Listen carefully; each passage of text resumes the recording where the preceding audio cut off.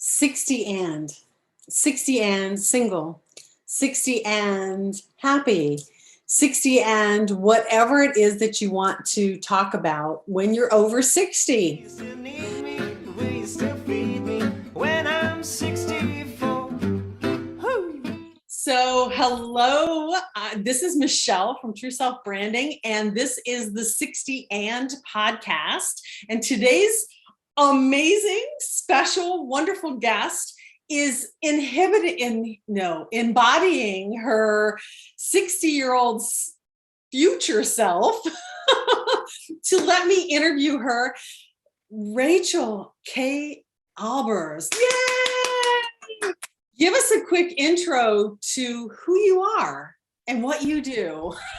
Good luck with that.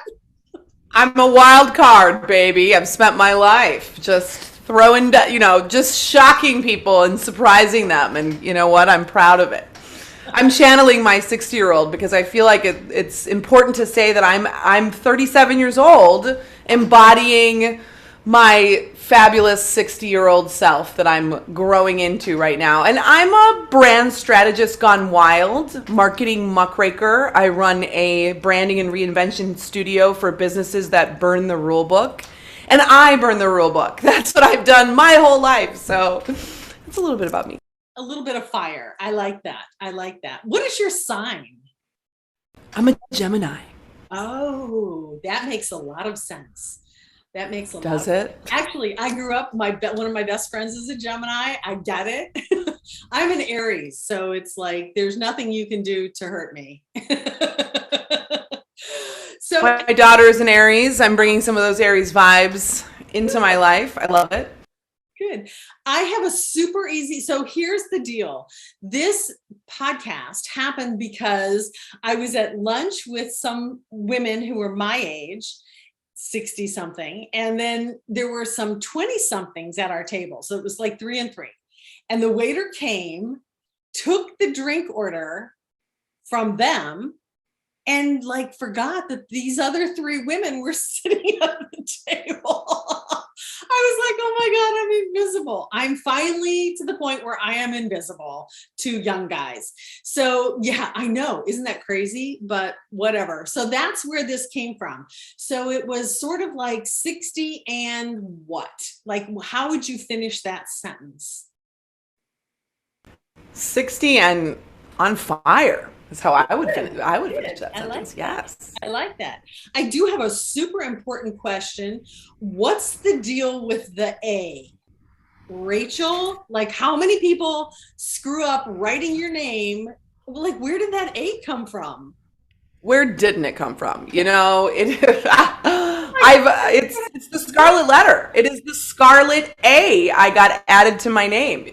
When I was growing up, my parents would always say that they named me that, or they spelled my name Rachael. So I've got that extra A in there because apparently in some versions of the Bible, that's how it is. But every version of the Bible that I've ever read doesn't have that extra scarlet letter. I think that, they got wise to the scarlet letter and snipped it out. But I've claimed it. I've reclaimed it. I love it.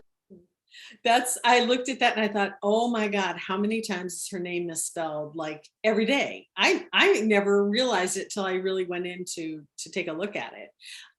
Speaking of being seen, that's something that I have had to work through and gain some wisdom around. Like I used to get very butthurt about if people would misspell my name. And certainly I'll tell you what, if I'm hiring somebody or if I'm going to work with someone and they misspell my name and they've got it right in front of them, it's kind of a red flag of, okay, this tells me a lot about their attention to detail and where, and as a result, I go out of my way to try to spell everyone's names correctly. But I may have had some outbursts earlier in my days because I was like, see my scarlet letter. And now people are doing their lives. People have it's autocorrect. Yeah. Those damn metabots. Exactly. Well, as a 60-year-old that's been in business for quite some time, what have been your top 3 successes? My first book. That was a whole wild ride getting there, writing that book. When did that get published? It got published in, I believe it was late 2022 or early 2023. So that was a big one for me. The whole journey to get there was a big one for me.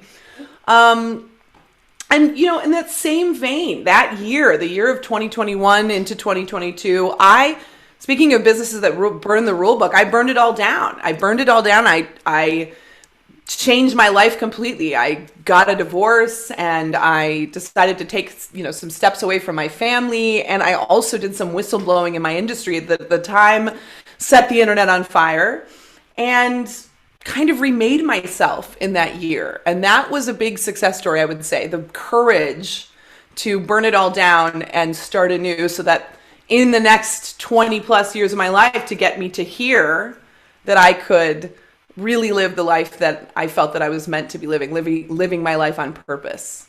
So this is a hurt poke. Like, are you happy? Am I happy? Is 60-year-old me answering this, Michelle? Yes, 60-year-old. Of course. Okay. What I've learned in my years has been that all of the rainbow of emotions is valid. So I think that when we're young, we're really focused on trying to live in the state of constant pleasure and happiness at all times, and we do all these things to try to achieve that. We hire coaches and we read self-help books and we do cleanses and we do all those things because we want to be in this state of constant happiness. And what I've learned is that every color of the rainbow, every emotion, every experience that we have is teaching us a lesson, is pushing us in the right direction or pushing us towards more of what we want or away from more of what we don't want. So certainly I experience lots of happiness in my life, lots of joy, lots of pleasure, but I don't intend to live there always. I'm not chasing that. I'm looking at what the rainbow of and if you're watching this on the video version, you'll see that I'm covered in rainbows. I've got my beautiful rainbow stairs behind me, and living the rainbow has really been my life motto. So from your perspective, how do you, like, now that you're 60, how have women's roles changed? Well, I think that women have, have been able to rewrite and write their own roles. As I was born, I was coming off of, my parents' generation had seen the massive culture shifts that had happened and huge advances that feminism had had. But even my own mother was still very constrained by the idea of a woman must fill in the blank, right? A woman must be a mother. A woman must keep a home. A woman must behave in a certain way. And over my lifetime, I have seen the ways that women have been able to write their own stories in different ways. We're still fighting and we're still working towards progress because we're, all of these challenges that we face are just iterating on themselves in different ways. But yeah, women have been able to kind of, again, burn the rule book down more and more as I've aged. And that's something that's been amazing for me and amazing for my daughter. Wow. Can you imagine what her life is going to be like when she's 60? Let's hope there's a life to be had. Let's hope there's a planet to live on. This is the main thing I'm thinking about right now. Say that again. What? Let's hope there is life to be lived at that time. I think that we're facing major challenges with the environment. So I'm hoping that the freedom that our burning down of the rules for women has given people in terms of their intellectual curiosity and in terms of their ability to think beyond our existing systems. I'm really hoping that freedom allows my daughter and her generation to write their own solutions and to write new roles for themselves too. Yeah. Were you ever in a mastermind or networking groups, or are you just like a do it by yourself girl? Oh, I would say so much of my success, well, all of my success is due to collaboration with other people. Absolutely have. Every time I've advanced in my career, in my life, it's been because I'm surrounding myself with amazing people who are inspiring me and showing me new solutions. So absolutely, my rainbow has been created in community. Would that be a tip that you would give anyone who's out there looking to start a business now, like, what do you think is, of course, fear is always like the biggest struggle. Like, oh my God, what if I get this wrong? What if I do it wrong? You know, we focus on wrong a lot. But what would be like, if you could say, if I could have told my 30-year-old self something, what would it be? Yeah, I definitely think that community piece is so important. That is really opening. I think, we often think that the sin of pride, and when I was younger, when I was in my 30s, let's say, there was a big focus in our culture on narcissism, and this person's a narcissist, and that person's a narcissist. And the focus is really on somebody who's self-interested in that scenario. But for me, pride, the sin of pride, take the religious connotations out of it, is not being full of oneself necessarily, although that's an element of it, but thinking that you're done learning, thinking I know everything, thinking that I'm done. And even at 60 or at 37 or whatever age, I think I try to keep a spirit of curiosity and openness, because there's always something that somebody else can teach us. And also, when you think of that question of, am I doing it wrong? Am I going to do it wrong? Being in community, surrounding ourselves with people whose ideas and lifestyles and actual persons represent the rainbow of ideas and of experiences out there. Doing that can help you release your attachment to the idea of perfection or the idea of doing something right or doing something wrong, because you see how so many people are watching people do, quote unquote, the right things, and then still encounter challenges, still encounter pain along the way, helps you to say, there really is, this is how you really can burn down the rule book. There is no right way. There's no wrong way to eat a Reese's. There's no right way to live your life. Eat an Oreo. Like Oreos have those rules that you have to do certain things. Where did the rainbow come from? I'm a big the truth is, so I love to hear the story of the reason why you pick color.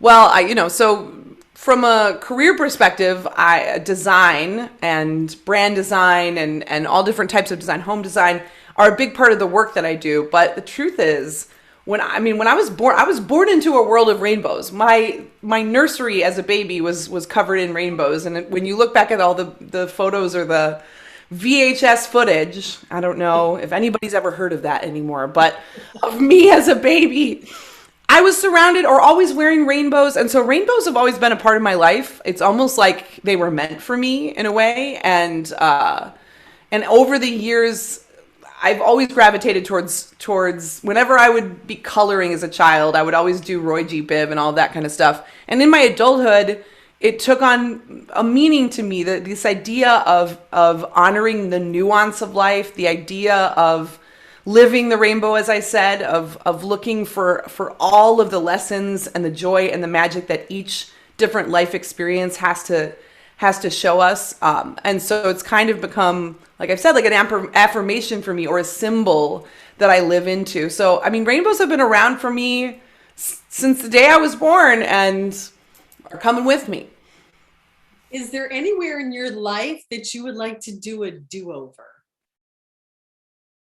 I don't believe in do-overs, right? Because then there was this film from years ago called About Time, and it's a movie about people who are time travelers, like a family of magical time travelers. They can go back in time and they can change something. And there's this one scene in the movie where one of the characters goes back in time and he changes something. And then when he comes back to his present life, because that's what they would do, they would time travel to the past and then come back to the present. When he came back to his present life, he had different kids than the kids he had before, because that change that he made in his life meant that, the babies that he would have had in the old life weren't born in the new life. So I think that's a good metaphor for the idea that every choice we make puts us on the path that takes us to where we are today, mistakes or not, right? So I do try to embrace and live into all the rainbow of choices that I've made as well. I'm really making the rainbow a theme here, Michelle. It wasn't my goal, but I'm wearing rainbows. They're surrounding me. And so, yeah. You have to remember, we're seeing the whole stairway behind you as well. So it's, let's see. You wrote a blog post, not, well, I guess it's 30 years ago, right? About Sex in the City and or the Golden Girls and what is it called? And Just like that. It's been a while. That show got canceled, so nobody remembers it. But I think the script is terrible. But like the contrast of women from Golden Girls that were 50, like I never even thought of that. You know, living in Florida like I do, everybody's freaking 80 or 90, right? So I just always thought, okay, well, they're 80 or 90. No, they were 50. Oh, yeah. Oh, yeah. And did you also know that Estelle Getty, who played Sophia, mom, the mother, she was the youngest person in the cast. Oh my so that God. I went to theater school, and we always studied her as an example of physical acting and her physical acting prowess, because she was playing somebody way older. She was playing someone in her 70s or 80s in the show, and yet she was younger than the other actresses in the cast. So that was super interesting too. I had an interesting conversation about this with somebody recently also, that, okay, so those women in Golden Girls were the same age, or actually older, than the characters of the Sex and the City spinoff and Just Like That. And, you know, I made some commentary on the differences in how we view women since that show, Golden Girls, was made versus when And Just Like That was made. But also, so there's like two sides to this, because yes, we have, you know, if you think about the Golden Girls era, like, yeah, we thought of these women as 80 because they dressed like they were essentially at the end of life, and like that there was no other choices left for them, and that was how they were dressed. The show itself was meant to show that life does not end at retirement, right? But still, the way that these women were presented was kind of a dismal view in certain ways, and especially in terms of like their costuming and their hair and makeup. But the other side of that is, so now the Sex and the City characters are very young, sexy, hot, fashionable, and that's supposed to show us that our view of women has shifted.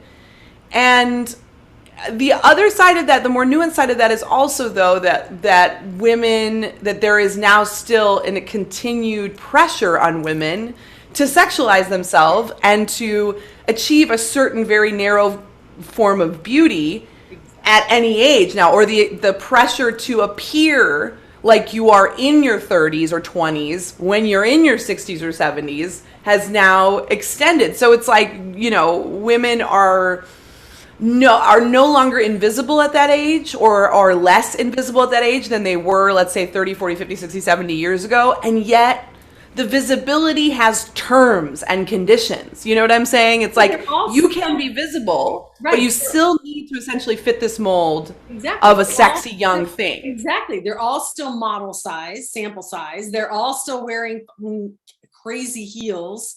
I mean, it's not doable. It's not without teams of stylists behind you every 5 minutes. It's not possible. And I think that's something, when I worked in advertising a lot, that's something that people, you know, they looked at those covers and thought, oh, if only. And I'm like, if you saw the back of that model, we had big bulldog clips going down the back to make everything fitted. I'd stick cans of spray paint down the jeans to make them tighter. Like when we were doing butt shots, it's like all kinds of like just stuff that just doesn't even, you don't even register. And so while you see those girls, they're still very pretty and everything's lovely. Like there's not a cast member on there that's overweight.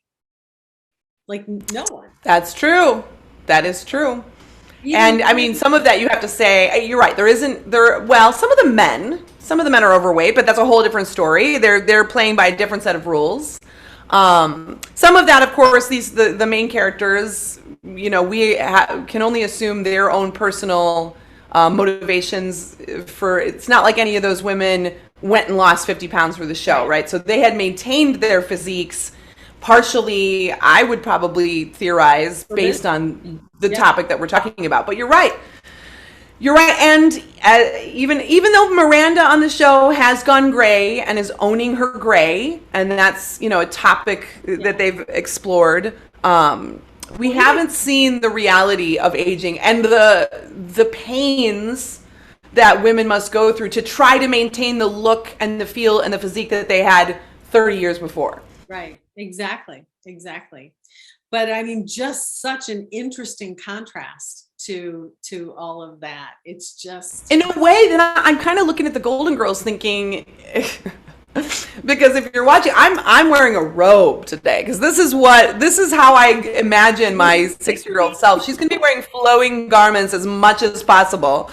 But in that way, the Golden Girls wardrobe was, I think, a little bit more realistic along the lines of, as we age, I think we start saying, screw it. I want more comfort. I want to look gorgeous. right. But I also want to feel good. Yeah. Right? Right. I am wearing sweatpants and a very big Are tee. you? I see. It's like, yeah, you really do get into this comfort zone where it's just like, unless I'm really have to do something crazy, I'm just not into it. What from your 60-year-old perspective, what are your plans for the next 30 years?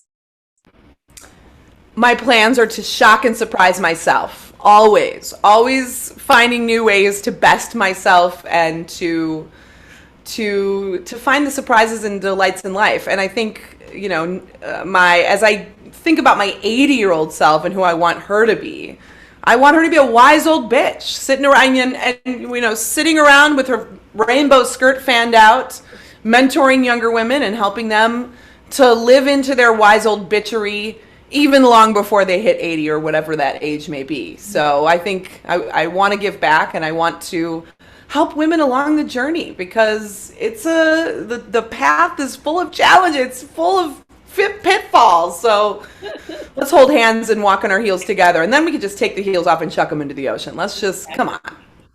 I was a dyed in the wool. Like, I had heels. Mostly, I'm 5'8", so I'm not short. And the time that I was in business, like, I had bosses that were like 6'4" and stuff like that. I wore 5-inch heels because I wanted to be eye to eye. Like, I didn't like looking down. So I was like, I would wear the highest heels, like platform under the foot. Like, I would get up there. So in every picture, I'm like 9 feet tall, and everything, because I just always really wanted to, it's a visual, about the size thing. So when I stopped, because of my knees, stopped wearing heels, it took a while to embody 5'8". It's like weird. Yeah. You know what? And for me, I lived in Mexico. I know that we both have our amazing international experiences, but I lived in Mexico for almost 8 years, and I lived in a colonial town with cobblestone streets and like uneven sidewalks, and everything was, and so people did not wear heels, or only the extremely brave wore heels. It was just a heel-less culture in that particular region. And it really it got me completely out, because I was always dressed to the nines on the L in Chicago, with the hottest looks and the tallest heels myself. And then this was one of my first burning down experiences, just kind of said, screw it, and went down with a bunch of hiking boots and Crocs, which I know is a crime against humanity, but not against my feet. It was a wonderful experience for my feet, and now I can't. I'm spoiled. Every time I put on a pair of heels, they start to hurt within 5 minutes. So I'm like, never mind. I have no idea how I did it. In the 80s in New York, in stilettos, I literally would, because it was a whole week of walking, and then I'd go back to Ohio, and I would just take the shoes into the shoe repair, and he'd have to because the leather would be gone, because it's a high heel. It only has like this much leather under it, right? Oh my God, my feet would feel like they were bleeding every night. It was just, I'm having like sympathy pains, like coming in I'm like massaging my foot as we speak, just thinking about it. It hurts just to think about. What's the one fashion thing that you would like to bring into your 60s that you had as a kid? The rainbows. I'm still bringing the rainbows, and that was something that it was a big shift for me because after I had a baby and my body had been, shifting from my early 20s to my 30s and then onward.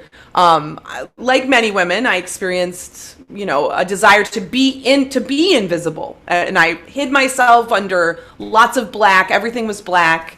And I would have some fun with accessories, and I'd look at fun prints and animal prints and stripes and colors, and I'd look at with longing, like I wish I was brave enough to be seen, right? And I kind of turned a corner where I just started to dare myself to purchase things that just made me feel alive just by looking at them. And it's a wonderful experience also because when you dress that way, when you dress for joy, you get a lot of compliments, but they're not on your body. It's about your curation of your fashion art, right? And so that was also a fun shift for me when I was brave enough to be seen again in my changing body and to use my body also as another artist palette that I could paint on. It helped release me from some of my body image issues and really see my how I dressed myself as a form of art. And that liberated me, and it's nice to feel seen and get compliments, but not because of the way your body is shaped or the way that your body is looking today, but in how you're ornamenting it, right? So I'm going to keep this on well into my 60s and beyond. That's great. That's great. Now, I was going to ask something and now it totally went out of my mind. This is another fun part of being 60. It's like, oh yeah, that thought you just had, it's gone. So here I'm sitting in what we call the magic house because it was my parents' house. My father was a magician as a hobby, but then when he lived here in Florida, he did it a lot more. So I call this the magic house. So I do a lot of things that involve magic. So the one question that I've asked every person on this podcast was, what was the magic moment of your life? And excluding childbirth. Okay. We get me as a childless person, like every single person, well, the birth of my child. I'm like, no, I discount that right off the bat. Like something that is just like your magic moment. You can have more. I will probably have to reference 2021 here, which is the year that I so gloriously and ingloriously burned it all down. And it was this moment of, and it's so wild for me to say this because I'm a lifelong extrovert. I'm a lifelong actress and theater kid. I'm the one doesn't have any problem making a spectacle of myself to bring joy to a moment or just because I like making a spectacle of myself. And yet I still was doing that within a lot of the rules of our society. And I still was doing it according to what I thought other people wanted from me or what would make them perceive me in a certain way. And just this magic moment of realizing that I really could trust my own intuition, that my gut and my instincts, like being able to look back on my life and say, you know what, every time my gut has told me something, it's been right. Oh. So that was a magic moment. It was a huge mindset shift for me that changed the trajectory of my whole life. Wow. Tell me a little bit about your Mexico experience. So when I was in my early 20s, so this is all a part of living into my rainbow, trying to figure out what I was going to be when I grew up, because I had studied theater and I had studied acting and I'd had all this vision that I was going to be an actress. And then I got out into the working actor's life and realized, oh my gosh, like most, the realistic actor's working lifestyle is working a day job or a ton of side gigs and then going to rehearsal after a full day of work and squeezing in any personal time on the side of that, while also as a woman taking bit parts and roles, or watching as the men have the pick of the litter in terms of like diverse parts and enriching creative experiences. And I realized that was not for me. And so I ended up going to law school, and I actually I did a lot of things, Michelle. I went to seminary, I lost my faith, and I went to law school. It was a whole thing. I ended up in law school, and I get this internship in southern Mexico working with women in that region. And I get down there, and this is so wild because my internship fell through. The organization I was supposed to be working with, it didn't, something happened, and I was sitting there on a stipend from my law school with no one to work for. And so I had to go out and network and find an organization to partner with. And I ended up finding this indigenous women's theater troupe. Its name was Fortaleza de la Mujer Maya, Strength of the Mayan Women, of the Mayan Woman. And it was so wild. I'm like, didn't I leave this part of myself behind? Like, didn't I say goodbye to this? And here it is back again. And here I am working with this women's theater troupe in Mexico. And that experience really showed me. It's so wild that I got a degree in theater and the arts and had never learned and wasn't taught the application of theater as a tool for movement building, theater as a tool for community organizing. And I really fell in love. There was this big artistic community in this area of Mexico, San Cristobal de las Casas, where I lived, where people were using art as a tool for revolution. And so I decided, I quit law school, I moved down to Mexico, and that's actually when I started my business so that I could fund this work that I was doing and partnering and collaborating with women who were using the arts, specifically theater, as a tool for building social change. And so that's how it started. As I quit law school and I moved there and I started my business, and I was there for almost 8 years. That's where I met my husband that I so gloriously and ingloriously divorced publicly in 2021. So yeah, Mexico was a wonderful rainbow experience for sure. I think that's your magic moment, actually, because that just like totally switched gears. Okay. It didn't feel as magical, but I can see it in retrospect. Isn't that the beauty of retrospect? Yeah, I can dig it. Yeah. So the fact that you're a comedian and acting and all these things, who is your favorite comedian and or actress? I would say the first person that comes to mind is Amy Sedaris. And she is certainly a woman who has played with burning down the rule book and even played using her body. If anybody listening remembers back in like the late 90s, early 2000s, she did a show called Strangers with Candy, where she played someone older than herself. She played a 46-year-old high school freshman, and they did all these like spoofs on made-for-TV specials. That was, I think, Stephen Colbert's TV debut as the history teacher on that show. And she used to go, and there's stories in David Sedaris's books of essays about Amy like freaking out her family by putting on a fat suit and going and shocking her family and things like that. She wanted to play with the norms of how a woman is supposed to look. And like, distorting her face and wearing different wigs and just playing with characters as a way of pushing against social norms and doing it in just these wild and bizarre ways. So I love Amy Sedaris. I love her characters. She's up there for me for sure. You're probably way too young to even remember, oh gosh, what's her name? Tracy Ullman. Yeah, baby. Tracy Ullman. She was a British, oh my God, she did amazing. She's certainly an influence, absolutely a shape-shifting comedian for sure. Yeah, exactly. What else would you suggest that you would want to tell anyone who's trying to find their authentic self? Because for me, when I think of people who are authentic, you are like a glowing example of authenticity. There definitely is a point where we are always hiding because we're afraid of what's going to happen, because it happens with age. So the older you get, the less worried you are about what anybody thinks of you. It's like I would give anything to have this attitude back when I was 37. I mean, that would be huge. So like authenticity, where are you on the spectrum of authenticity? It is a spectrum, isn't it? And I think I'm speaking to what I said before about people have been telling me that I'm authentic for years. And because what they're seeing in me is a mirror of either themselves or what they want for themselves. So people would watch me for years, and I've always been very expressive and loud and opinionated and passionate and not afraid to go against the grain.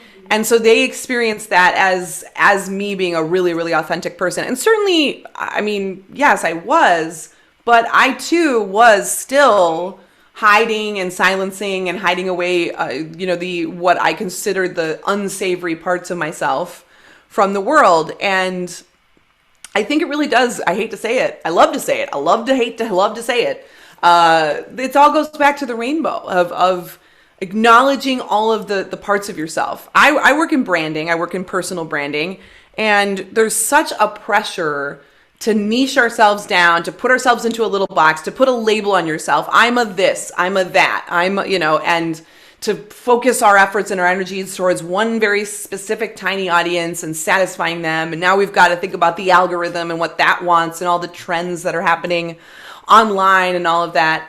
And it is taking and has taken a lot of work for me to really honor all the parts of myself and find a place for them in my life, because there's so much social pressure to only grab, speaking of what you're wearing today, the yellow from the rainbow, only grab the joy and present the joy. And that's what I presented for a long time in my life, was I presented, the unbridled parts of myself, which is what people saw as authentic, but I presented the joyful, unbridled parts of myself. And I hid the anger, or I hid the contemplative, thoughtful part of myself, and really dialed up the clown in me, because that's what other people wanted to see, or what I thought other people wanted to see. So I think it's really all about honoring every single color in your rainbow.